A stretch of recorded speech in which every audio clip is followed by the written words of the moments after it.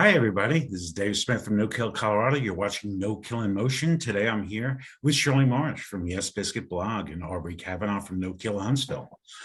I had the opportunity to work with some young folks recently. They were actually doing a presentation about animal shelters, and they interviewed myself, and they interviewed a No Kill animal shelter director, Max Fund, Kathy Gaines from Max Fund. And then they created a presentation, which we'll include in the link on this video when we publish it. It was really kind of fascinating because here I was. I don't work with kids a lot. I don't have kids. I have to admit that, right? That I don't usually work in kind of that realm, but spoke with them for, I don't know, maybe a half hour. They had really good questions. I answered those questions. I guess they did the same thing with Kathy. Then they came up with this presentation and I looked at it and I'm like, a fifth grader can get it. A fifth grader can get this. This is not difficult. And it's very easy. And, you know, even when I think all of us talk one-on-one with someone, we can usually explain it to them in a very short period of time and they get it. The problem is getting to the masses, right? And how do we do that better? And you know, and how do young people actually play inside of the no-kill movement? So Shirley, I'm going to start with you. I mean, you've worked with a lot of shelters and rescues over the time. How do you see them employing, you know, a young volunteer force? And should they? You know, is it a good idea to bring them into this? I think that one was for me, so I'll take that one. I think a lot of shelters do not have very young volunteers, and there are legal reasons for that. Because even when you have adult volunteers, a lot of shelters will ask you to sign some type of liability waiver, right?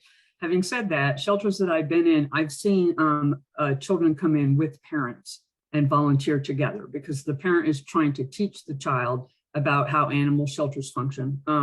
At the shelter in Huntsville, you will oftentimes see images of adoptable animals with children in the image because they want to show, hey, this animal would be a good fit in your home. So I think that you wouldn't want a child just going into a shelter to volunteer on their own, right? Depending on what kind of tasks they would do. I think that after a certain age, I mean, if you're old enough to work with parental permission, which I guess it varies by state, let's say you're 16, right?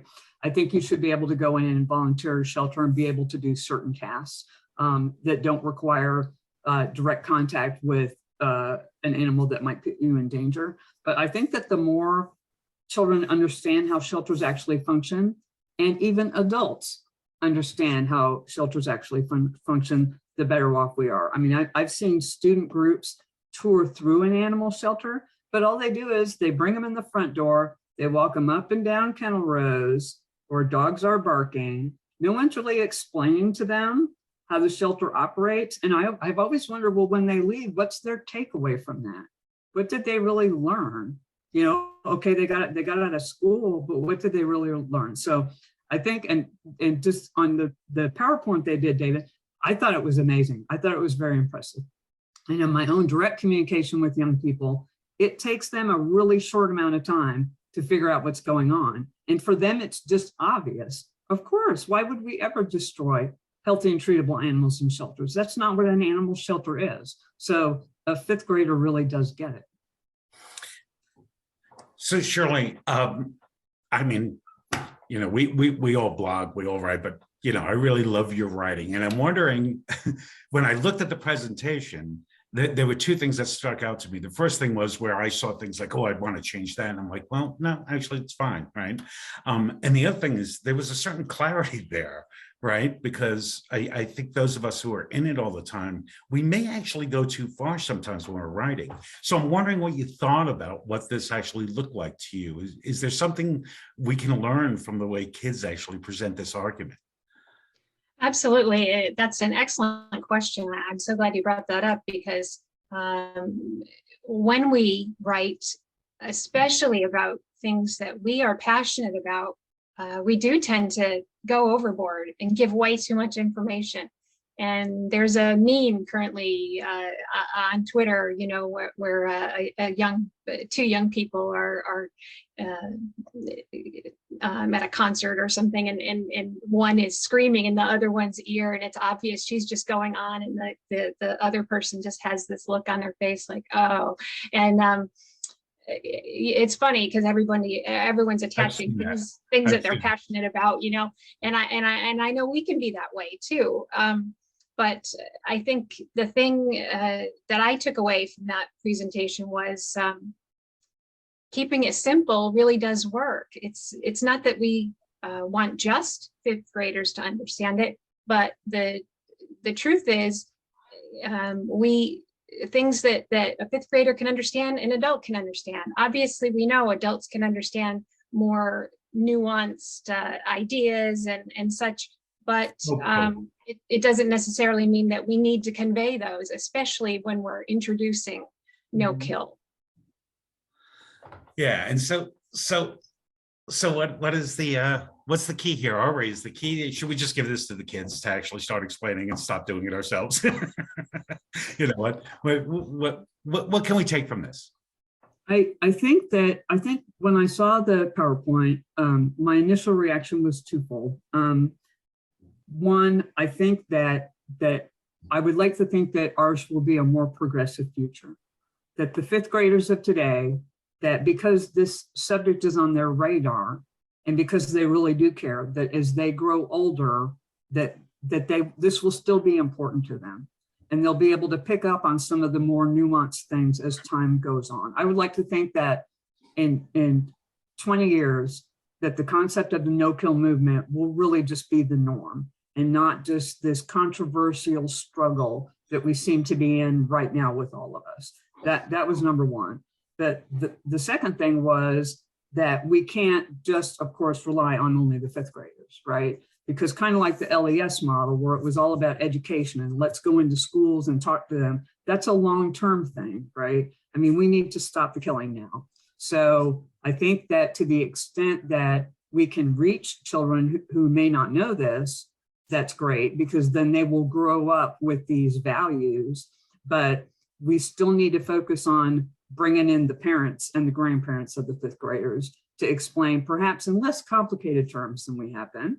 Maybe we need to simplify it, kind of like they did in our PowerPoint, but to bring them on board also.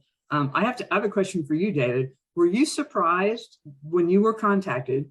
Were you surprised at how quickly they picked up on this and that they got it? When I saw the PowerPoint, I was expecting, when you told us you had it, I was expecting fluff, right? I was expecting something more surface level, but they really, they understood, they got it. Were you surprised by that? Oh, no, I was really surprised just even in the conversation, how they felt immediately. Like, as you said, it wasn't a surprise to them, most of the things that I said to them. The only thing that was a surprise is that, you know, that there is no overpopulation. Like, having that conversation with them was shocking to them. That was shocking to them, but they understood it right away. And you know, and you know, we have that simple kind of numbers. There's 23 million people in the U.S. Look for pets going down the line. But you know, that's where I shocked them, was the overpopulation. Everything else, yeah, shocked me, because they just got it. It wasn't like I didn't have to explain anything. I didn't have to elaborate on anything. I was giving them answers. Sometimes they had follow-up questions, but they weren't like follow-up questions because they didn't understand the previous one. It just made them think of something else. Yeah, it was really cool. And piggybacking on something you said about, you know, we can't just depend on fifth graders, you know, to do this. The other thing that I really liked about this is it wasn't just these three kids, right? Because they actually presented it to their class, and maybe even beyond that, because I think they were in some kind of competition. I'll find out more about that as it moves on. But so not only did I talk to those three kids, but then they talked to 20, 30, 40 of their friends. I have no idea how many. We're not doing no-kill conferences these days. Nathan stopped doing them, but perhaps they can present at an upcoming national conference. That's a really good idea. I'm gonna check that out and see what's going on out there, because that'd be really cool for them too, right? But it was a really good presentation. But anyway, thanks for talking to me about that. It was a really interesting thing for me because, like I said, I don't work with kids that often, and did that, and it wound up being a great experience for me. That's all the time we have this week. Thanks for joining us. This is No Kill Emotion. I'm David Smith from No Kill, Colorado, here with Aubrey Kavanaugh from No Kill Huntsville and Shirley Marsh from Yes Biscuit. We'll see you next time.